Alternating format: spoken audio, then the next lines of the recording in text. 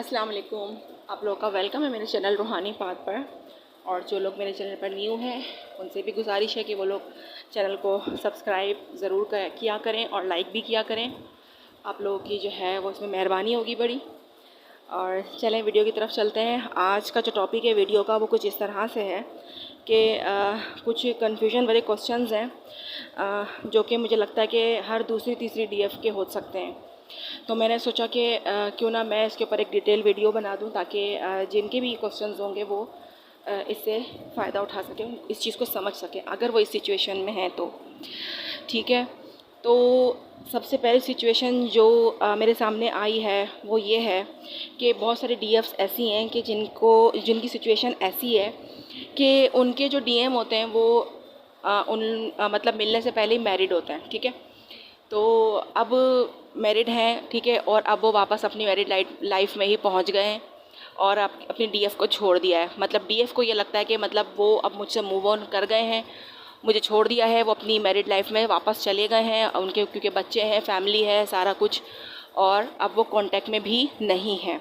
ठीक है, तो सबसे बड़ी बात तो ये है इस जर्नी की कि अगर आपका डीएम जो है वो आपसे मैरिड होने के बाद यानी कि शादी होने के बाद भी मिलता है ना, यानी कि उसकी आपसे 3D में मुलाकात हो गई अगर, तो देखें पहली बात तो ये कि वो मूव ऑन हो ही नहीं सकता। ठीक है, अगर वो आपका डीएम ही है तो, अदरवाइज़ तो वो हो जाएगा। ठीक है, वरना तो वह नहीं हो सकता, क्योंकि ये जर्नी कुछ ऐसी है जब आप अपने जो है वो मिसिंग पार्ट से मिल लेते हैं ना एक बार, तो जब आप वो उसके बगैर कंप्लीटनेस फील ही नहीं हो सकती। अगर आपका डीएम मैरिड है और उसके बाद आपकी मुलाकात हुई और अब आपको ऐसा लगता है कि वो वापस से अपनी मैरिड लाइफ में खुश है, वो अपनी मैरिड लाइफ में चला भी गया है, उसको अब मुझसे कोई ताल्लुक़ उसका नहीं है और वो खुश है और वो मेरा डीएम है, तो ये आपकी गलत फहमी है। फिर वो आपका डीएम नहीं हो सकता, क्योंकि अगर वो आपका डीएम होता तो भले ही वो मैरिड होता, ठीक है, लेकिन क्या है कि वो आपकी ज़िंदगी से जा नहीं सकता था। वो एज अ फ्रेंड ही आपको अपनी ज़िंदगी में रखता, लेकिन वो आपकी ज़िंदगी से जा नहीं सकता, क्योंकि अगर उसका है कि भाई वो थर्ड पार्टी में है, ठीक है, उसकी वाइफ है, अच्छी होगी वाइफ या हस्बैंड और बच्चे हैं, ठीक है, वो अपनी फैमिली को मतलब नहीं छोड़ सकता, उसको समझ में आ गई कि ये मेरा कर्मा होगा अगर मैंने ज़बरदस्ती कुछ भी छोड़ा या कुछ भी मतलब मैंने ऐसा गलत किया तो ये अच्छी बात है। ठीक है, लेकिन वो आपको नहीं छोड़ सकता, उसको आपके बगैर सुकून नहीं मिलेगा, क्योंकि वो कहीं ना कहीं भले वो एक्सेप्ट करे, आपसे बोले या ना बोले, आपसे इजहार मोहब्बत करे ना करे, आपसे कुछ करे ना करे, लेकिन वो एज अ फ्रेंड वो आपकी ज़िंदगी में रह जाएगा, बीच बीच में आपकी लाइफ में वो आता रहेगा, आपसे पूछ गछ करता रहेगा और वो जो है आपको मोटिवेट करता रहेगा कि आप अपनी लाइफ में जो है कहीं रुक तो नहीं गई हैं। ठीक है, ऐसा नहीं होगा कि वो आपको बिल्कुल ही मतलब छोड़ छाड़ के और वो अपनी लाइफ में मूव ऑन है, बड़ा मस्त है, खुश है और आपकी कोई परवाह ही नहीं है, उसको कुछ पता ही नहीं, तो फिर वो आपका डीएम नहीं हो सकता। फिर वो आपका कोई कार्मिक पर्सन होगा या फिर उसके साथ आपके कोई कर्मा जुड़े हुए होंगे, जो वो आया था और उसने रिलीज़ करे और वो चला गया। ठीक है, तो आप अपनी सबसे बड़ी कन्फ्यूजन तो ये दूर कीजिए कि अगर आप सामने वाले को अपना डीएम समझते ही हैं तो आप सबसे पहले ये देखें कि वो आपसे बिल्कुल नो कॉन्टैक्ट में चला गया और वो बड़े मज़े से अगर रह रहा है, उसको कोई इशू नहीं है, कोई प्रॉब्लम नहीं है और वो मस्त है, तो इसका मतलब है कि वो फिर आपका डीएम नहीं हो सकता। क्योंकि अगर वो आपका मिसिंग पार्ट है तो आप भी तो उसकी मिसिंग पार्ट हुए ना, और कोई अपने मिसिंग पार्ट के बगैर खुश कैसे रह सकता है। ठीक है, हाँ, उसको एक बात समझ में चलें आ गई कि मैं गलत कर रहा हूँ, मैं मैरिड हूँ या मैं मैरिड हूँ, लड़की है अगर वो ये सोच रही है कि मैं मैरिड हूँ और मैं अब जो है वो मतलब किसी और के साथ रिलेशन में जा रही हूँ तो मैं ये गलत कर रही हूँ या कर रहा हूँ, चलें ठीक है, माना कि ये एक बात समझ में आ गई, लेकिन जो आपकी सोल है वो तो नहीं मानेगी इन बातों, क्योंकि वो आपकी सोल अपनी सोल को पहचान चुकी है।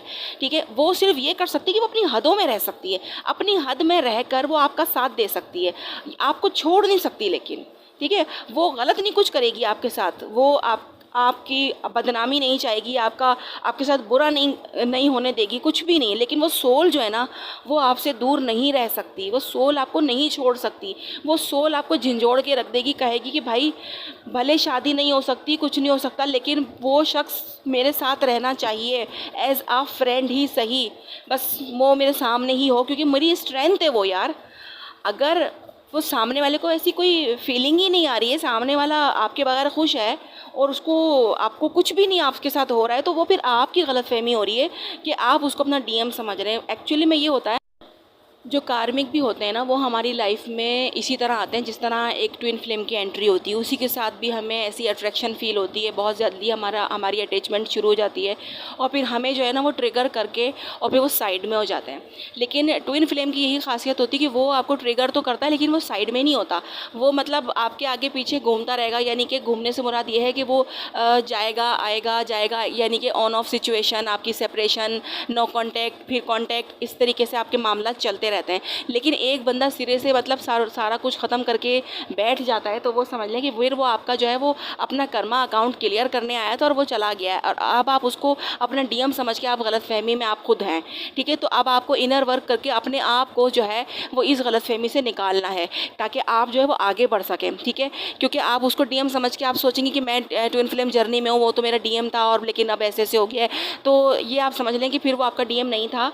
और अगर आप ट्विन फ्लेम जर्नी में हैं तो आप उसके साथ नहीं है। ठीक है, आप कंफर्म कराएं कि आपका जो है जर्नी आपकी चल भी रही है तो वो कौन सी चल रही है, और जो है अगर आपका रियल डीएम अभी तक आपकी लाइफ में आया ही नहीं है तो फिर आप ट्विन फ्लेम जर्नी में हैं, ये आप कंफर्म भी नहीं कर सकती। ठीक है, क्योंकि ये सब भी कंफर्म तभी होता है जब वो रियल पर्सन आपकी ज़िंदगी में आ जाता है और फिर जो उसके साथ आपके साथ मामलात होते हैं वो फिर उसकी वजह से आप लोग जो है वो चेक करवाते हैं कि भाई यही बंदा जिसके साथ हमें इतना कुछ हो रहा है, ये हमारा जो है वो कौन है, मतलब कार्मिक है या फिर हमारा जो है वो डीएम है। ठीक है, तो लेकिन जो अपना ओरिजिनल डीएम है ना, वो इस बात को आप याद रखें कि वो मैरिड होने के बावजूद भी आपको नहीं छोड़ेगा। हाँ, वो अपनी हदों में रहेगा, अपनी हद में रहकर वो आपसे बातचीत करेगा, आपका ख्याल रखेगा, आपकी इज्जत करेगा।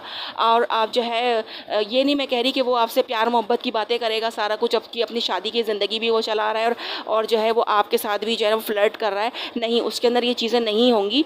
वो सिर्फ मतलब आपके साथ इस तरीके से रहेगा कि मतलब एक दोस्त की तरह आपको सलाह मशवरा देना, आपकी जो है वो गाइडेंस आपको करना, और जो है किसी प्रॉब्लम में अगर आप हैं तो आपका साथ देना। इस तरीके की जो है ना वो उसकी जो है वो कोशिश रहेगी कि वो आपके साथ इस तरीके से साफ़ सुथरे रिश्ते में रहे।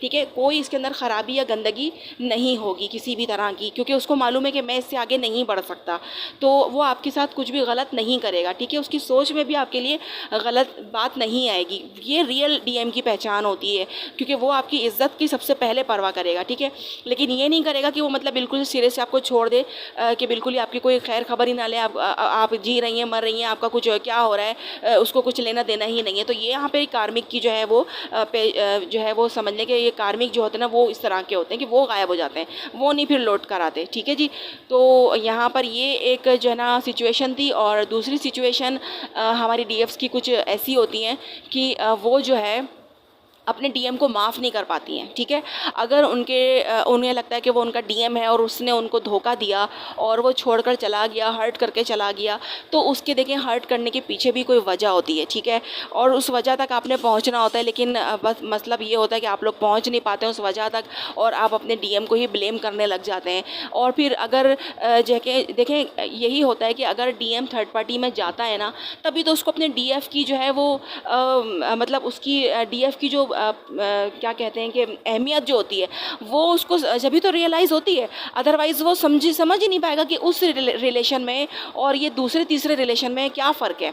उसको फ़र्क दिलाने के लिए जो है वो अल्लाह ताला दूसरी तरफ भी भेजते हैं ताकि इसको पता चले कि एक्चुअल में इसका रियल पर्सन कौन है। ठीक है, तो अगर कुछ डीएम्स ऐसे होते हैं कि जो थर्ड पार्टी में चले जाते हैं और फिर वो वहाँ से वापस भी आ जाते हैं, लेकिन फिर उनकी डीएफ्स उनको अपनाती नहीं है, यानी कि वो माफ़ नहीं करती हैं, वो अपने जो है उनके अंदर जो वॉन्ट्स है ये उसको हील ही नहीं कर पाती हैं। तो इसीलिए कहा जाता है कि जब डीएम छोड़ के चले जाते हैं, सेपरेशन आ जाता है, तब आप इनर वर्क करें। इनर वर्क से ही आपकी जो है ये तमाम चीज़ें हील हो जाती हैं और आपके डीएम ने आपके साथ ऐसा क्यों किया है ये रीज़न्स आपको आपके अंदर से आपको पता चलने लग जाते हैं। और जब ये आपको खुद से पता चलने लग जाते हैं तभी आप अपने डीएम की तरफ से जो है वो रिलैक्स हो जाती हैं और आप अपने डीएम को गलत सोचना समझना छोड़ देती हैं।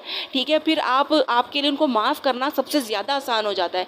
लेकिन अगर आपका दिल इतना पत्थर हो गया है और आपका दिल जो है वो इतना मतलब ऐसा है कि वो आपसे माफ़ ही नहीं किया जा रहा, तो इसका मतलब ये है कि आप में जो है यहीं पर यही चीज़ आपको बताई जा रही है कि आपने यहीं पर काम करना है। क्योंकि अगर आप अपने डीएम से मूव ऑन कर रही हैं, अगर आप इतनी हिम्मत रखती हैं कि आप डीएम से मूव ऑन कर रही हैं, तो आप समझ लीजिए कि फिर आप जो है वो ट्विन जर्नी में नहीं है। इसलिए क्योंकि फिर आप अपने डीएम से सवाल ही नहीं पैदा होता कि एक डीएफ जो है वो अपने डीएम से मूव ऑन कर ले या फिर DMDF से मूव ऑन कर ले, ऐसा हो ही नहीं सकता। लेकिन जिस रिलेशन के अंदर मूव ऑन हो जाते हैं ना, वो रिलेशन DMDF का होता ही नहीं है। यहाँ पर आप इस बात को अच्छे तरीके से जान लीजिए कि अगर आप इस गलतफहमी में हैं तो आप निकाल लीजिए ख़ुद को कि अगर आप ट्विन फ्लेम जर्नी में हैं तो आप एक दूसरे से मूव ऑन नहीं कर सकते। आफ्टर मैरिज भी आप लोग एक दूसरे से दूर नहीं जा सकते। आप लोग एज अ फ्रेंड एक दूसरे की ज़िंदगी में रह जाते हैं, लेकिन आप जा नहीं सकते, ठीक है। मगर अगर आप जाने की हिम्मत रखते हैं और आप में गुस्सा है और आप में ईगो आ गया है, तो ये यहाँ पर आप समझ लीजिए कि आप में जो है समझ लें आप में ये कमियाँ हैं, इन्हें आपने दूर करनी है और आपने माफ़ करना सीखना है। सबसे बड़ी बात क्या होती है? माफ़ करना। अगर आप माफ़ करना सीख जाएंगे ना, तो आपका जो है अंदर से आपको सुकून मिलना शुरू हो जाएगा। आप माफ़ करना सीखें। देखिए, हम अपने नबी की उम्मत में से हैं। हमारे नबी पाक का मतलब क्या था उनका काम, हम उनकी उम्मत में से हैं, तो हम में भी ये चीज़ होनी चाहिए ना कि हम जो है माफ़ करना सीखें। भले हम जानते कि सामने वाले ने गलती की है, लेकिन हम भी दूध के धुले नहीं होते हैं, हमसे भी कुछ ना कुछ हुआ होता है, ठीक है।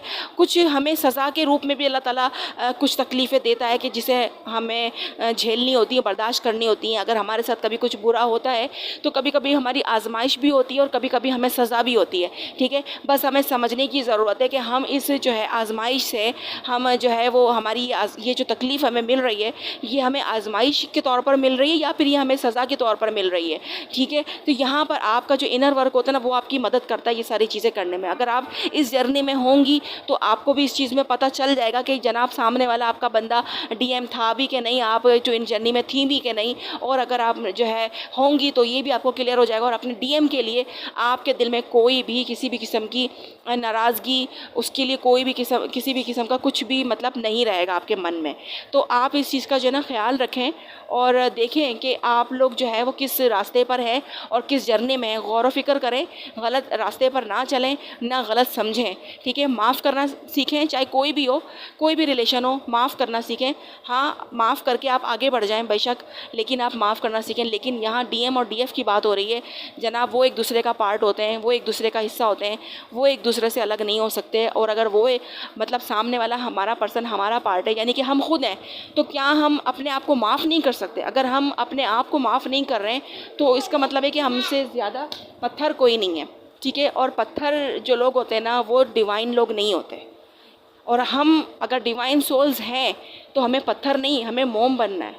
उस मोम के ज़रिए ही हमने जो है सामने वालों को हील करना होता है, सही रास्ता दिखाना होता है, सही बात बतानी होती है। अगर हम खुद ही पत्थर बन जाएंगे तो जो सामने वाला आएगा तो वो तो हमसे ठोकर खा के चला जाएगा ना, उसको हमसे कोई फ़ायदा नहीं होगा। हमें क्या करना है? फ़ायदा देने वाला बनना है, डिवाइन सोल बननी है ना हमने। तो क्या करना होगा? खुद पे काम करना होगा, पत्थर से मोम बनना होगा। आई होप कि आप लोगों को समझ में आया हो कि मैंने आप लोगों को क्या समझाने की कोशिश की है। मैं जितना समझा सकती थी मैंने समझा दिया, और आप लोग इसको गौर से सुनना, अच्छे से समझना मेरी बातों को, माफ़ करना सीखें और आगे बढ़ना सीखें। लेकिन DMDF एक दूसरे से मूव ऑन नहीं हो सकते किसी भी सूरत में, इस चीज़ को भी समझना सीखें। अगर उन लोगों की शादी नहीं हो सकती है तो उनका हारमोनियस रीयूनियन होता है। एज अ फ्रेंड वो एक दूसरे की लाइफ में रह जाते हैं, कभी कभी उनकी बात होती है, बहुत अच्छे से बात होती है, ठीक है। लेकिन ये नहीं होता कि सब कुछ ख़त्म हो जाता है। जो जहाँ पे सब कुछ ख़त्म हो जाता है वो रिलेशन ट्विन फ्लेम नहीं होता है, ठीक है। इस बात को समझ लें आप। चलिए जी, अब इजाज़त लें, अल्लाह हाफिज़।